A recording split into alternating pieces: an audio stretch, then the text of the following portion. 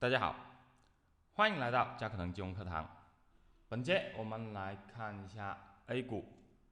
那么今天的话，同样是电力、医药板块这些走的比较强势。电力板块的话，在公众号已经有老师讲了，那这里我就不重复。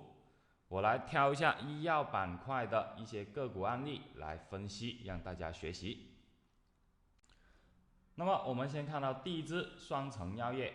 那么作为一个打板的，每天统计涨停板都是你的必备工作。那么我们看到这里之前是出现过涨停板的，那么基本上你可以加入股票池。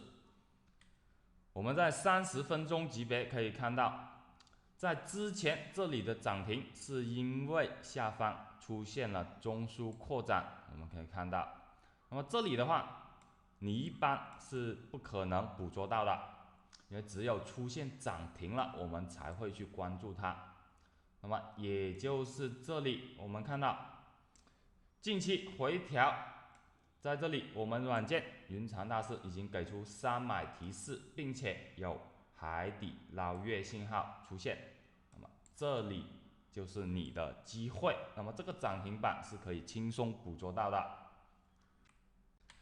再来看第二只葫芦娃，那么这只股票就不用说了。涨停板个数很多，那么如果这只股票你都没有加入股票金池，那么你还敢说你去打板，那根本就不及格。我们来看一下它的次级别。首先30分钟上，我们可以很明显的看到，在这里回调已经是给出一个3买信号，那么后续这些基本上是可以轻松捕捉的这些涨停板。当然，你是否能拿到最高点，这里就看个人对缠论的熟练度。那么5分钟上，甚至还出现一个紫色9段的一个追涨，我们看到在这里都还出现到机会让你追涨。那么这只股票未来同样可以继续关注3买或者9段。再看到海南海药这只股票，之前也是出现过涨停板的，那么我们看一下它的内部结构都有哪些机会。30分钟级别上，那么下方是出现一个扩展买点，那么未来同样的关注回调的3买。那么5分钟级别上，这里就很明显的出现一个3买提示了，在这里回调，我们看到3买。那么下方其实是走了个同反，对同反不熟练的同学没关系，你只要记住出现3买的时候你就追涨就可以了。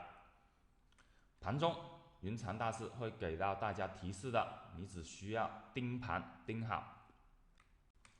最后再来看一只华神科技，那么这只股票只能去1分钟级别去追涨了。